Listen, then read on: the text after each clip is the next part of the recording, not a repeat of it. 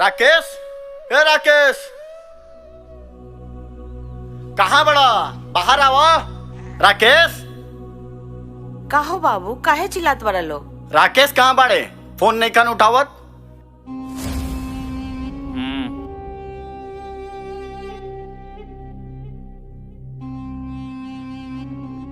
मुन्ना भैया प्रणाम। प्रणाम प्रणाम छोड़ो, ये बतावा फोन काहे नहीं उठावत? आई बैठी बताओ तनी। बैठावा बैठावा मत, ब्याज द। असहू तो और 7 दिन लेट हो गइल बा।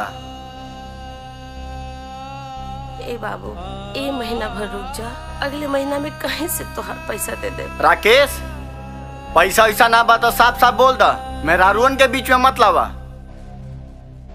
माई तू अंदर जाओ।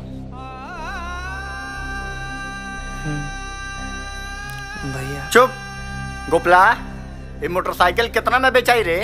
मलिकार 35 में तो बेकार ना बा। राकेश से 40,000 ब्याज लेवे के बा। 5,000 कैसे ले आई रे? जे पैसा देवेला उ लेवे हूँ जानेला। डॉक्टर, राकेश के शरीर से इतना खून निकालला कि वो जिंदा रहस। अब बोला वो खून के कीमत का देबा?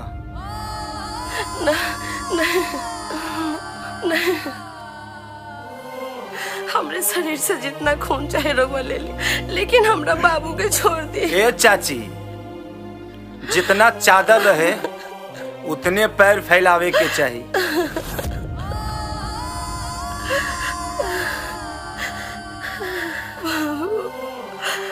हमर बाबू ना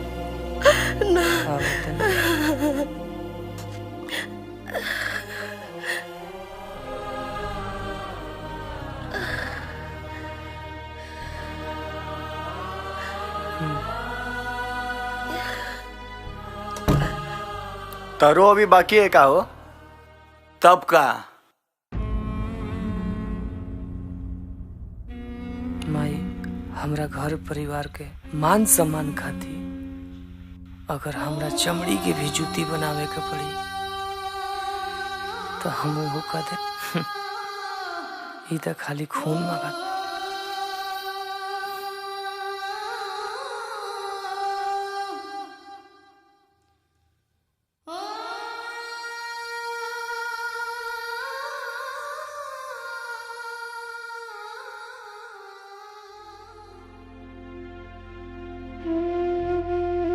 ली डॉक्टर साहब, खून ले ली।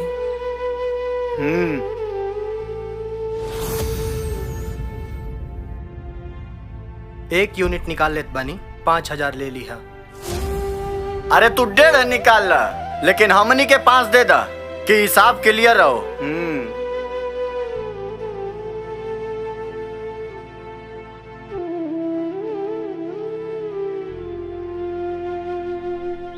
का हो लक्ष्मी, राखी 2 दिन बाद का राखी बंधवाई दिए तोहार भैया? पहला बार ससुरारी से राखी बनबू, कुछ तो खासे मिली तोहके। दीदी, राखी बंधाई का मिली ना मिली ये हम कैसे बता सकेनी। हमार भैया आके आशीर्वाद दे दे, ये हमरा खातिर सौभाग्य के बात बाटे। जानत बाड़ू, हमार भैया ना हमरे बदे 10 लाख का गले का हार लियावत बाड़न। मना करत रहनी तो कहे लगलन कि तुहान भाई राजा हो, कौनो भिखारी थोड़ी जो खाली हाथ आ जाए।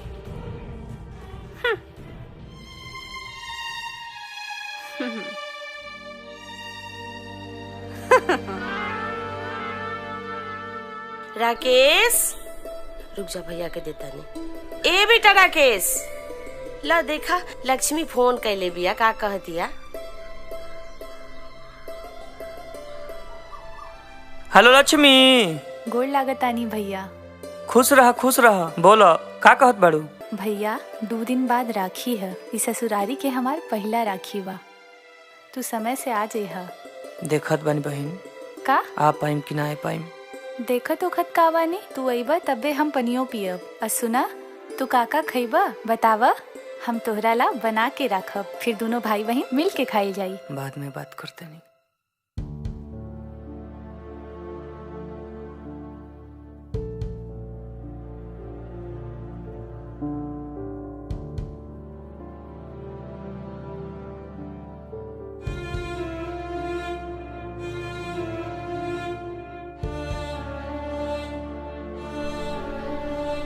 का हो, का बात बा? बड़ी टेंशन में लागत हुआ। कुछ कहला सका लक्ष्मी? कुछ न कहत रसियो, ये कहत रसियो कि अगर तू ना आइबो तो हम पानी ना पियम। तो का भइल, चल जा। कैसे चल जाए? तू तो सब जाना तारू।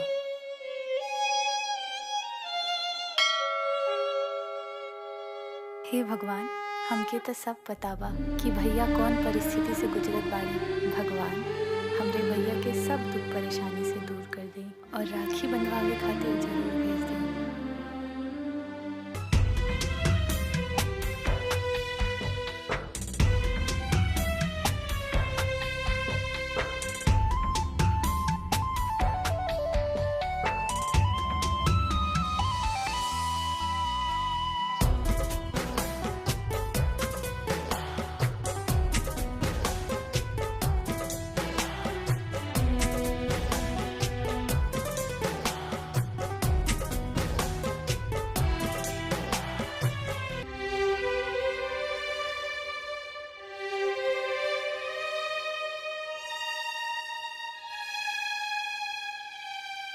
भैया,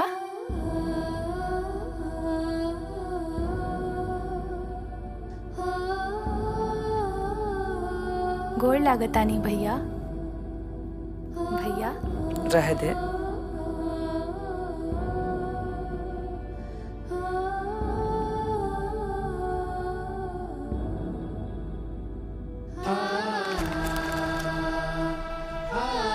भैया का भइल? हमार मिठाई काहे न खैला हा? हमसे कोनो गलती हो गइल बा का?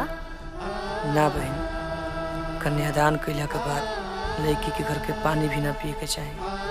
ये तो मिठाई है।